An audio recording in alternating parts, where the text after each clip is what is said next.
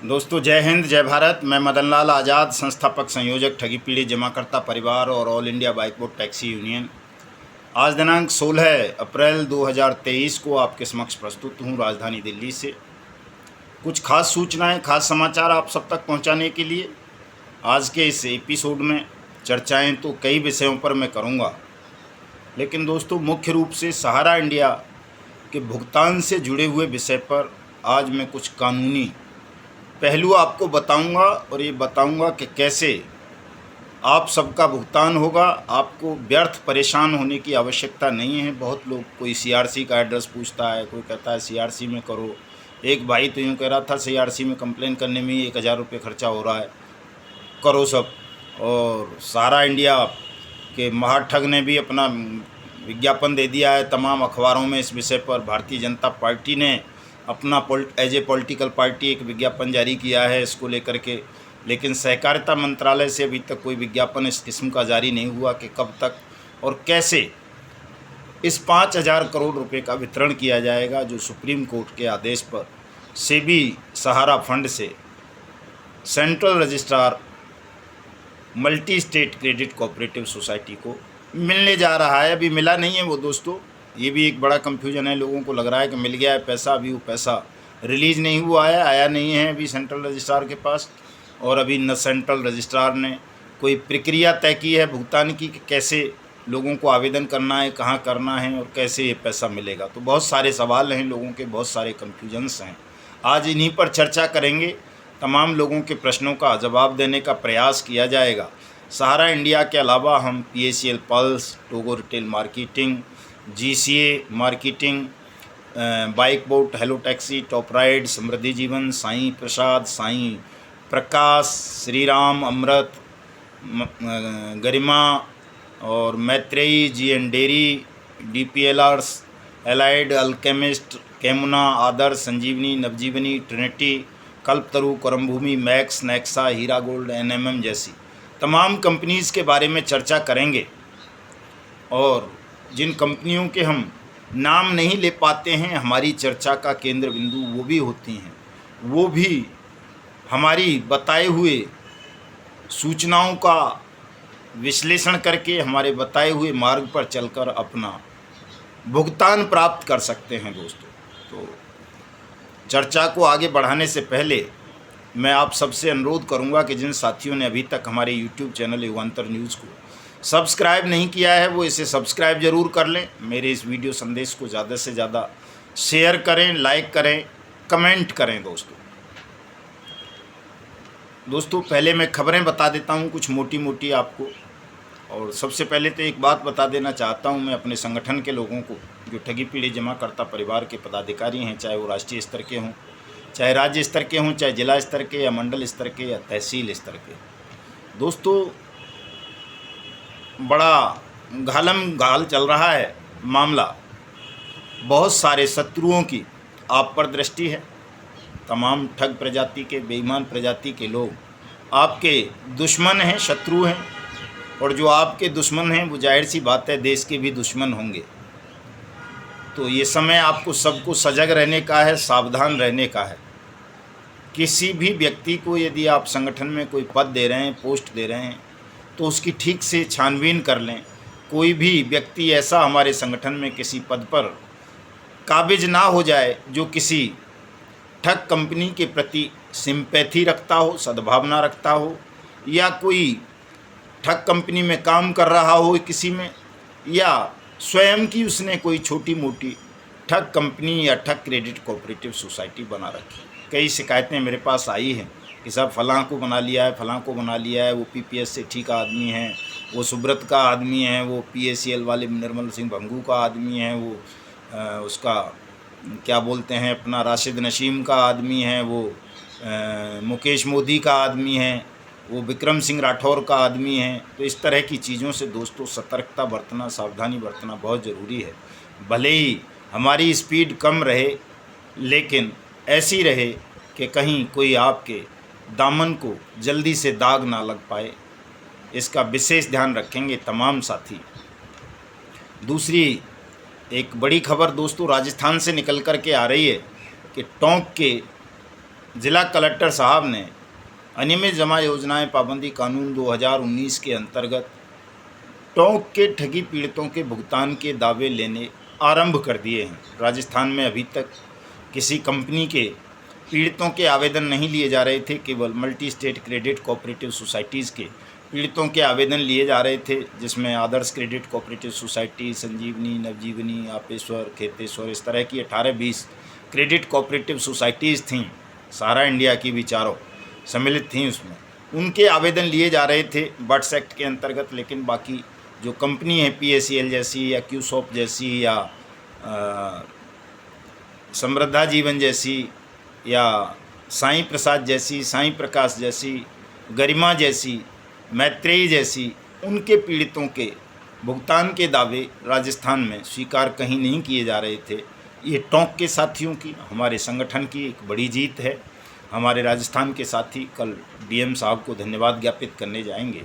इससे एक दोस्तों सबक हमें लेना चाहिए कि हमें मुख्यमंत्री या और दूसरे लोगों के पीछे, राजनेताओं के पीछे भागने की आवश्यकता नहीं है। यदि हम उतनी मेहनत, उतना परिश्रम अधिकारियों के मिलने में लगाएं, अधिकारियों से मिलें, उन्हें अपनी बात समझाएं, बट्स एक्ट को समझाएं, बट्स रूल को समझाएं, नोटिफिकेशंस को समझाएं, तो हमारी बात अधिकारी लोग समझ लेंगे और वो अपने स्तर से ही बट्स एक्ट को अपने अपने जुरिडिक्शन में क्रियान्वित करके आप सबका भुगतान सुनिश्चित कर देंगे। इसलिए ज़्यादातर साथी, तमाम साथियों को अपनी पूरी ताकत, पूरी शक्ति अधिकारियों को अनियमित जमा योजनाएं पाबंदी कानून 2019 समझाने में लगानी चाहिए। दोस्तों, सवाई माधोपुर ज़िला है राजस्थान का, वहाँ हमारे जगदीश गुर्जर साहब जिला अध्यक्ष हैं। उन्होंने अपनी जिला स्तरीय कार्यकारिणी का, काफ़ी बड़ी कार्यकारिणी का गठन किया है। मैं उन तमाम साथियों को धन्यवाद देता हूं, शुभकामनाएं प्रेषित करता हूं और उम्मीद करता हूं कि देश के तमाम ज़िलों में इसी तरह से हमारे साथी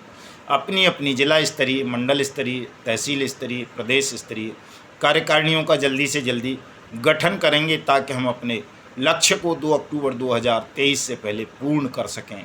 2500 कार्यकारिणी बनाकर हम 2 अक्टूबर को दिल्ली में कम से कम 1.25 लाख ठगी पीड़ित जमाकर्ता परिवारों को उतार सकें, ताकि सबका भुगतान जल्दी से जल्दी सुनिश्चित हो सके। दोस्तों, हमारे ठगी पीड़ित जमाकर्ता परिवार की मध्य प्रदेश राज्य स्तरीय कमेटी का आज सेमिनार था भोपाल में, जो बहुत ज़्यादा सफल रहा है। मेरी अनुपस्थिति के बावजूद भी मैं स्वास्थ्य कारणों से वहाँ पहुँच नहीं पाया। दोस्तों, थोड़ा स्वास्थ्य ढीला है जब से महाराष्ट्र से आया हूँ, और कुछ कोविड का भी आतंक बढ़ता जा रहा है, तो मैं लंबी दूरी की यात्रा भी कर नहीं पा रहा हूं, तो इस वजह से वहाँ नहीं पहुंच पाया। लेकिन मेरी अनुपस्थिति में वहाँ हमारे प्रदेश अध्यक्ष किशनदास गुप्ता जी ने, हमारी संस्थापक ट्रस्टी मीना नंदेश्वर जी ने, हमारे वहाँ के भोपाल के जिला अध्यक्ष नारायण जी ने, और हमारी अन्य कई महिला पदाधिकारियों ने,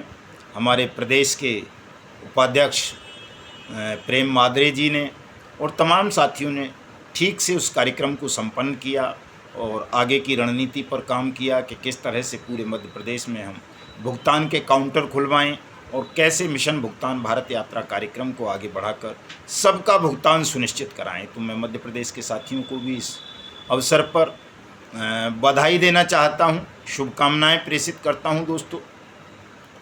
और दोस्तों, एक और चीज़ मैं कहना चाहता हूं सहारा इंडिया पर बताने से पहले आपको, कि देश में एक ठग और बेईमानों के बीच गैंगवार छिड़ चुका है।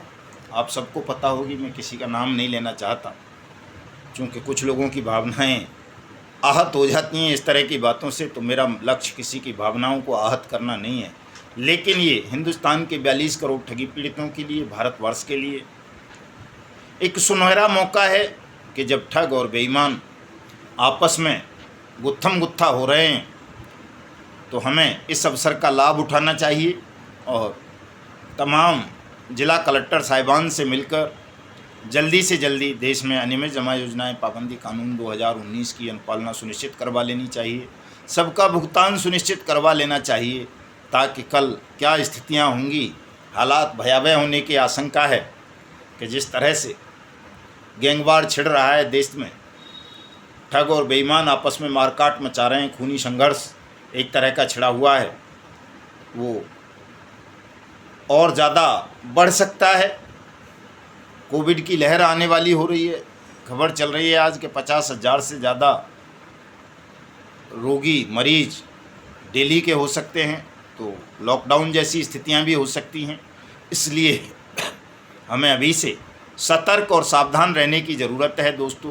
कोई भी अनहोनी होने से पहले हमें अपने संघर्ष को इतना तेज़ कर देना है, इतना बलशाली संगठन बना देना है कि इन तमाम विपरीत परिस्थितियों के बावजूद भी हम अनियमित जमा योजनाएं पाबंदी कानून 2019 को देश भर में क्रियान्वित करके देश के प्रत्येक ठगी पीड़ित जमाकर्ता परिवार का भुगतान प्राप्त कर सकें दोस्तों। सुनिश्चित नहीं, अब तो प्राप्त करना है, चूँकि वर्ष 2023 को हमने भुगतान वर्ष घोषित किया हुआ है। 2 अक्टूबर 2023 को हमने करो या मरो ठग बेईमानों भारत छोड़ो का उद्घोष करना है। हिंदुस्तान की पावन पवित्र भारत भूमि से ठगों और बेईमानों का अस्तित्व समाप्त करने का संकल्प लेना है। सबके भुगतान का संकल्प लेना है, सबका भुगतान करवाना है दोस्तों, और फिर हिंदुस्तान को ठगमुक्त बेईमान रहित राष्ट्र राज्य के रूप में स्थापित करने के लिए अपना अगला कदम बढ़ाना है। तो दोस्तों, जैसा कि मैं आपको बता रहा था कि आज मैं आप सबको सहारा इंडिया परिवार से जुड़ी हुई जो ये समस्या है कि 5,000 करोड़ रुपए अभी हाल ही में सुप्रीम कोर्ट ने आदेश दिया है सेबी को कि वो सेबी सहारा फंड से 5,000 करोड़ रुपए सेंट्रल गवर्नमेंट को दे, ताकि सेंट्रल गवर्नमेंट एक निश्चित प्रक्रिया के माध्यम से निश्चित समय सीमा में 9 महीने के अंदर अंदर सहारा इंडिया परिवार की जो multi state credit cooperative societies के विक्टिम्स हैं उनका भुगतान कर सके। दोस्तों, हालांकि ये बहुत कम राशि है, 5,000 करोड़ रुपए में ऊँट के मुंह में जीरा वाली बात है। ये लाखों करोड़ रुपए में जाता है मामला। जो चारों क्रेडिट कोऑपरेटिव सोसाइटीज़ हैं सहारा की, अगर 24,000 करोड़ रुपए भी ले लिया जाए सेबी से तो भी सबका भुगतान संभव नहीं है, चूँकि लगभग ये 1.25 लाख करोड़ रुपए के करीब का घोटाला है, ठगी प्रकरण है। 1.25 लाख करोड़ रुपए की ज़रूरत है सहारा इंडिया परिवार के तमाम विक्टिम्स का भुगतान करने के लिए, जो उसकी multi state credit cooperative societies के विक्टिम्स हैं। लेकिन इस 5,000 करोड़ को के आदेश करवा करके ही हमारी सरकार में बैठे हुए, सेंट्रल गवर्नमेंट में बैठे हुए कई मिनिस्टर्स, पूरी political party Bharatiya Janata party जो केंद्र में सत्तासीन है, ढोल बजा रही है बहुत ज़्यादा। दूसरी तरफ सहारा इंडिया परिवार का जो चीफ है महाठग सुब्रत राय सहारा, वो भी ढोल बजा रहा है, उसके चेले चपाटे भी ढोल बजा रहे हैं, भक्त तो उसके बजा ही रहे हैं। जो उसके तथाकथित विरोधी हैं, वो कौन सा ठग मोर्चे वाले, वो भी इसको अपनी जीत और जश्न बताकर खुश हो रहे हैं। और बल्कि कल तो एक उसका ठग मोर्चे का उपाध्यक्ष है या क्या है, उसने एक चेतावनी जारी कर दी है कि सब CRC के खिलाफत जो करेगा, ये कहेगा कि CRC भुगतान एजेंसी नहीं है, CRC भुगतान नहीं करेगी तो उसके खिलाफ वो कानूनी कार्रवाई करेंगे और ये नॉन अवेलेबल ऑफेंस है और पता नहीं क्या क्या। मतलब जैसा उनका तरीका है लोगों को डराकर धमकाकर भयभीत करना और उन्हें अपने संगठन से जोड़ना और उनको ब्लैकमेल करना, उनका शोषण करना, भावनात्मक शोषण करना, उसी तरह की वो पोस्ट में पढ़ रहा था। तो दोस्तों, मैं आपको बता देना चाहता हूँ सहारा इंडिया परिवार के तमाम विक्टिम्स को कि CRC जो सेंट्रल रजिस्ट्रार है कोऑपरेटिव, वो भुगतान एजेंसी नहीं है। वो किसी को 1 रुपये भी वापस नहीं कर सकता, चूँकि उसको किसी भी कानून के अंतर्गत ये अधिकार नहीं दिया गया है।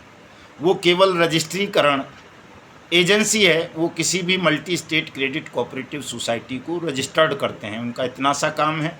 और यदि कोई multi state credit cooperative society तय मानदंडों नियमों के अनुरूप काम नहीं कर रही है, उसकी शिकायत आती है, तो वो ऐसी सोसाइटी के खिलाफ एक्शन लेते हैं। और जब बहुतायत में कोई इस तरह की शिकायतें आ जाती हैं तो वो उस सोसाइटी को लिक्विडेशन में डाल देते हैं, उस पर लिक्विडेटर अपॉइंट कर देते हैं और वो लिक्विडेटर उस सोसाइटी की चल अचल प्रॉपर्टीज़ को विभिन्न एजेंसियों के माध्यम से सीज करवाकर, नीलाम करवाकर उस पैसे को अपने पास लेता है और फिर विक्टिम्स के आवेदन लेता है और फिर उनका भुगतान करता है। और ये प्रक्रिया 10 साल लंबी होती है दोस्तों। 10 साल से पहले न कोई प्रॉपर्टी सीज होती है, न नीलाम होती हैं, न लिक्विडेटर किसी का भुगतान कर पाते हैं। ये पावर्स हैं CRC को। CRC स्वयं किसी को 1 रुपया भी वापस नहीं कर सकता आपकी शिकायत पर। तो जो भी साथी CRC को शिकायत भेज रहे हैं इस उम्मीद में कि सीआरसी उनका भुगतान कर देगा। उनकी उम्मीदें निश्चित रूप से टूटेंगी, चूँकि ये ठग मोर्चे वाले हों या दूसरे बहुत सारे लोग हैं जो सहारा पर वकालत करते हैं, ज्ञान झाड़ते हैं, उनको कानूनी चीज़ों का पता नहीं है, और पता भी है तो वो उन चीज़ों को बताना नहीं चाहते ताकि उनका धंधा बंद ना हो जाए, चंदे का धंधा मंदा ना पड़ जाए, वो लोगों का भावनात्मक शोषण करते रहें। इसलिए वो सही तथ्य, सही जानकारी आपको नहीं देते हैं।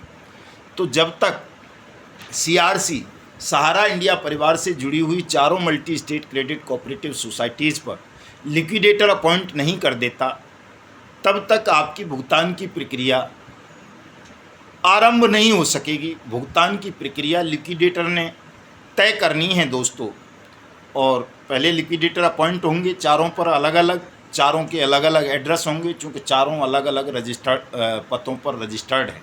लिक्विडेशन का ये भी आशय होता है कि जहाँ भी किसी सोसाइटी का रजिस्टर्ड ऑफिस होता है, लिक्विडेटर उसी ऑफिस में बैठा करता है। लेकिन सुप्रीम कोर्ट ने एक तीसरा पाँव और इसमें घुसेड़ दिया है कि कोई रेड्डी साहब हैं, रिटायर्ड जस्टिस, और कोई न्याय मित्र हैं, वकील साहब, वो भी इसकी निगरानी करेंगे।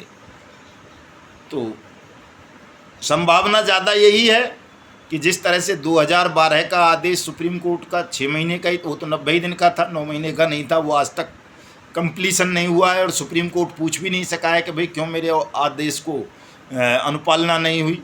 किसी के खिलाफ आज तक कोई कंटेम्प्ट ऑफ कोर्ट का मामला दर्ज नहीं हुआ है। 2012 में हुआ था, तो मैं समझता हूँ 12 साल से ही ज़्यादा हो गए, 13वां साल चल रहा है। 13 साल में भी लोगों का भुगतान नहीं हो सकता है। तो ये आदेश भी उसी तरह का आदेश है। एक PIL पर ही, जनहित याचिका पर भी ये आदेश आया है, और जनहित याचिकाओं पर आने वाले जर्नल आदेश में इस तरह के में कोई भी कोर्ट की मानहानि का मामला, कंटेम्प्ट ऑफ कोर्ट का चलता नहीं है। इसलिए इसको कोई भी एजेंसी, चाहे वो सेबी हो, कोई लिक्विडेटर हो, गंभीरता से नहीं लेता है। आदर्श क्रेडिट कोऑपरेटिव मामले सोसाइटी के मामले में आप देख रहे हो, साईं प्रसाद के में, समृद्धा जीवन के में, और दुनिया भर की में चल रहा है। लगभग 40 क्रेडिट कोऑपरेटिव सोसाइटीज़ पर लिक्विडेटर बैठे हुए हैं, हाई कोर्ट्स और सुप्रीम कोर्ट के आदेश के पश्चात सीआरसी के माध्यम से। लेकिन कहीं भी भुगतान की प्रक्रिया आज तक आरंभ नहीं हुई है। दर्जनों आदेश धूल फांक रहे हैं हाई कोर्ट्स के और सुप्रीम कोर्ट के, सबको पता है। तो इसलिए इस बहकावे में आने की ज़रूरत नहीं है दोस्तों। जो सबसे अच्छा, सुंदर और सरल मार्ग है जो हम करवा रहे हैं, तमाम सहारा इंडिया के विक्टिम जो हमारे संगठन से जुड़े हुए हैं, हमने उन सब के भुगतान के दावे अनियमित जमा योजनाएं पाबंदी कानून 2019 के अंतर्गत नियुक्त सक्षम अधिकारियों के यहाँ करवाए हैं। चाहे राजस्थान हो, चाहे उत्तर प्रदेश हो, बिहार हो, मध्य प्रदेश हो, झारखंड हो, उत्तराखंड हो, हमने इन तमाम राज्यों में, महाराष्ट्र समेत, मतलब लगभग 7 स्टेट में हमने जो सक्षम अधिकारी हैं, कॉम्पिटेंट अथॉरिटी हैं बट्स एक्ट 2019 की, उनके यहाँ सहारा इंडिया परिवार के पीड़ितों के भी भुगतान के दावे प्रस्तुत करवाए हैं, और उनका भुगतान भी सक्षम अधिकारियों के माध्यम से होगा।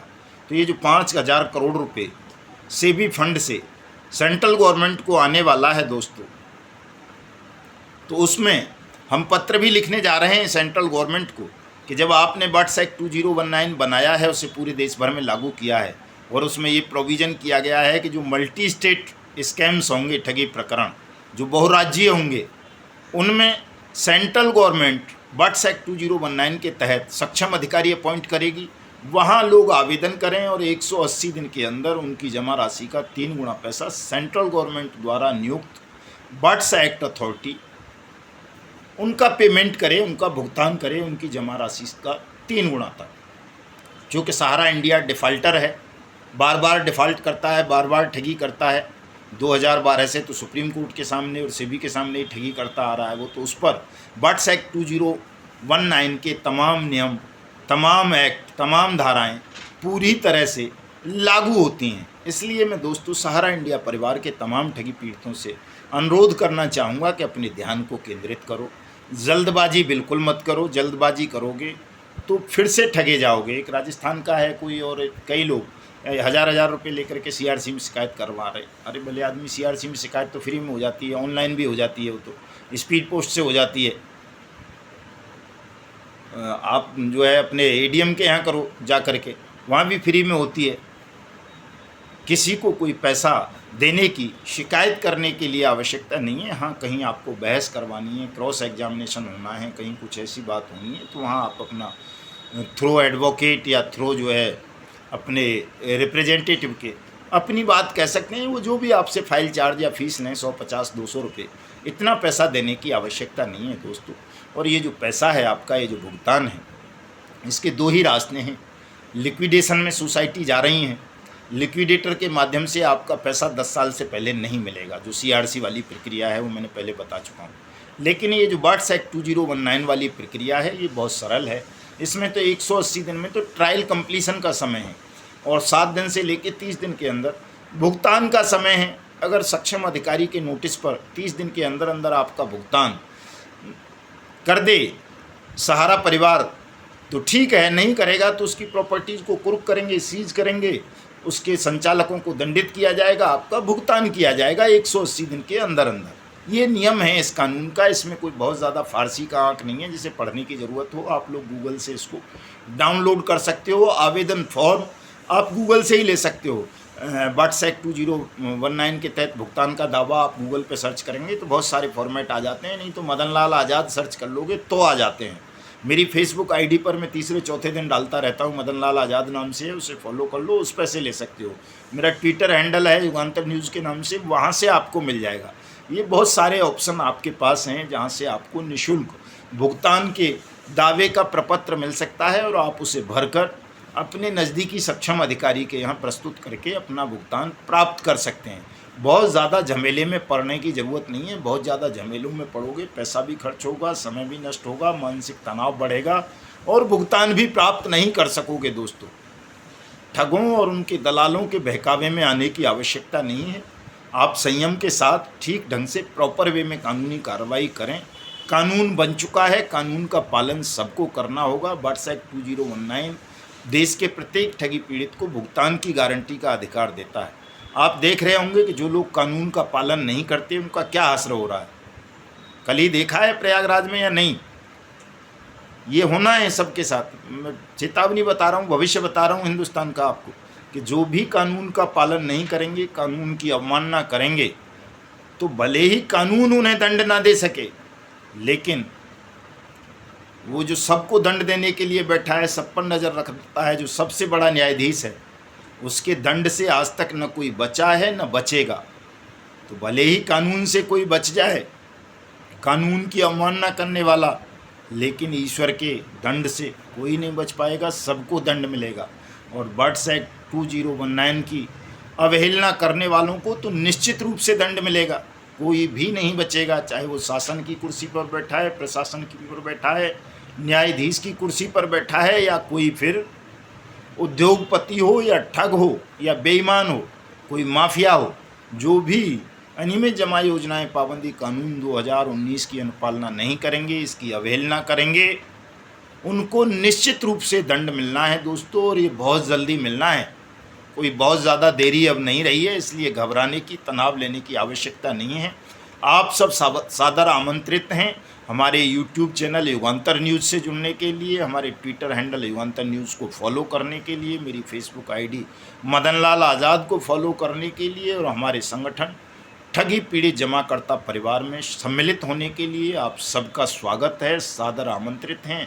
आइए मिलकर के इस युद्ध को लड़ेंगे, इस लड़ाई को लड़ेंगे, सबका भुगतान कराएंगे, हिंदुस्तान को ठगमुक्त बेईमान रहित राष्ट्र राज्य के रूप में स्थापित करेंगे। अब अलग अलग लड़ने का समय नहीं है। यदि वाकई कोई सच में पीड़ित है या ईमानदार है या देशभक्त है तो उन सबका स्वागत है। ठगों और बेईमानों का तो भाइयों अंत करना है, सर्वनाश करना है, इसलिए उनका कोई स्वागत नहीं है। वो दूर रहें हमसे। जय हिंद, जय भारत।